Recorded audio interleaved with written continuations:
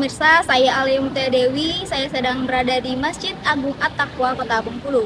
Di sini saya akan mewawancarai beberapa narasumber terkait dengan pemanfaatan media sosial dalam media dakwah para ulama dalam penyebaran informasi Islam kepada masyarakat Kota Bengkulu.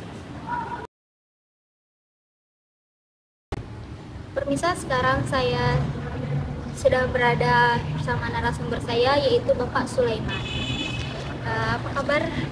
Alhamdulillah baik. Begini Pak, saya ingin berbincang dengan Bapak mengenai pemanfaatan media sosial dalam media dakwah para ulama dalam penyebaran informasi kepada masyarakat khususnya Kota Bengkulu. Ya. Terus Menurut Bapak, bagaimana peran media sosial dalam aktivitas sekarang? ya untuk peran media sosial dalam terkait untuk penyebaran dakwah khususnya di Bengkulu ya tidak dipungkiri efeknya ada. Dan bagaimana anak-anak muda sekarang umumnya di media sosial, efeknya ada, manfaatnya pun ada. Baik, apakah efektif berdakwah melalui media sosial? Kalau untuk sekarang efektifnya ini bahasanya itu efektif kalau untuk di kalangan kota mungkin yang sibuk yang tidak ada lagi ruang seperti contohnya pegawai-pegawai ataupun mungkin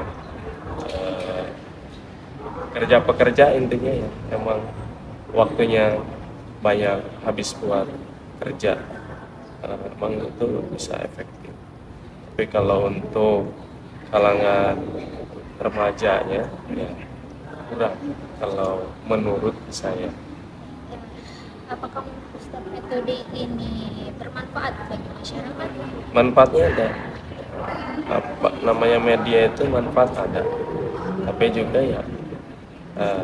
banyak yang namanya media, banyak yang dengan dakwah ini hanya sebatas mengetahui, untuk melanjutkan daripada pengetahuannya kurang. Baik pemirsa, sekarang saya bersama narasumber yang kedua, yaitu Bapak Ali. Apa kabar Bapak Ali? Alhamdulillah, saya sehat. Alhamdulillah. Baik, di sini saya ingin bertanya mengenai pemanfaatan media sosial dalam media dakwah para ulama untuk penyebaran informasi kepada masyarakat, khususnya masyarakat Kota Bengkulu. Yang ingin saya tanyakan, bagaimana cara berdakwah di kalangan generasi milenial? Secara anak zaman sekarang itu lebih aktif pada gadget. Ya, kalau menurut saya, tinggal kita memanfaatkan. Jadi seperti pisau ya. Jadi kalau digunakan untuk kebaikan maka akan menghasilkan kebaikan, tapi kalau digunakan untuk keburukan akan menghasilkan keburukan. Karena cenderung anak-anak sekarang sebutannya milenial lebih cenderung kepada gadget mereka, kepada handphone mereka, maka kita gunakan alat yang memang sudah menjadi lumrah buat mereka, termasuk gadget atau sarana media sosial. Jadi kita tidak ada bermaksud untuk ria ataupun sum'ah dengan menebarkan kebaikan-kebaikan di media sosial, tapi sifatnya kita syiar. Jadi sudah banyak kemaksiatan-kemaksiatan yang disiarkan tapi tidak ada yang pernah protes. Nah, begitupun sebaliknya, kebaikan-kebaikan juga harus kita syiarkan. Tidak ada tujuan untuk ria ataupun sum'ah, tapi tujuannya semata-mata untuk syiar, menyampaikan atau menyebarkan kebaikan. Karena saat ini yang digunakan alatnya gadget, media sosial, maka alat itulah yang kita gunakan untuk bagaimana menyampaikan informasi kepada mereka mengenai agama. Baik Pak, Menurut Bapak, manfaat apa yang bisa dirasakan dalam menggunakan media sosial untuk penyebaran informasi? Manfaat mah Manfaat dalam menggunakan media sosial. ya itu tadi, seperti pisau gitu. Kalau kita isi media sosial kita dengan kebaikan-kebaikan, maka orang pun akan terinspirasi dengan kebaikan. Tapi kalau di media sosial kita isinya keburukan-keburukan, maka masyarakat pun akan terinspirasi dengan keburukan-keburukan.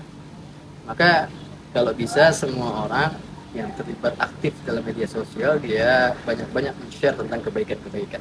Sama seperti iklan TV. Ya.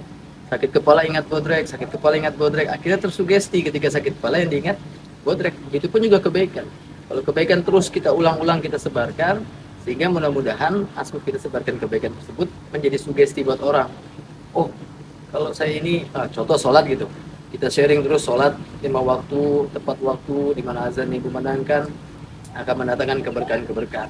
Mungkin bagi orang yang belum sholat, tapi kalau dia sering mendengar atau membaca postingan tersebut, dia akan terinspirasi dan tersugesti. Akhirnya mudah-mudahan Allah berikan kekuatan asbab membaca. Ya, jadi asbab hidayah itu banyak. Bahkan karena manusia saat ini, khususnya orang Islam, tidak lagi mau berdakwah, akhirnya Allah Ta'ala jadikan makhluk-makhluk yang lain menjadi asbab hidayah. Ya, salah satu contoh Tamara Bizeski, saya pernah baca biografi beliau, katanya dia masuk Islam karena sebab di Australia dia melihat ada bulan sama bintang. Dia merasa sering melihat tanda simbol seperti ini, tapi di mana? Itu ketika dia di Australia. Ketika dia balik ke Indonesia, ternyata dia dapatnya simbol tersebut ada di masjid. Maka menjadi asbab hidayah. Nah gitu. Apalagi kita manusia menggunakan alat-alat mediasi yang bisa kita maksimalkan untuk menyebarkan kebaikan-kebaikan. Insya Allah kebaikan-kebaikan yang kita sebarkan melalui media sosial akan memberikan manfaat. Tapi kalau keburukan-keburukan yang kita sebarkan, ya keburukan itu pun akan berdampak kepada orang. Terima kasih Pak atas waktunya yang telah diberikan. Baiklah, itulah hasil wawancara saya dengan dua narasumber terkait dengan pemanfaatan media sosial dalam media dakwah para ulama dalam penyebaran informasi Islam pada masyarakat Kota Bengkulu. Saya Alia Mutia Dewi, mohon pamit undur diri.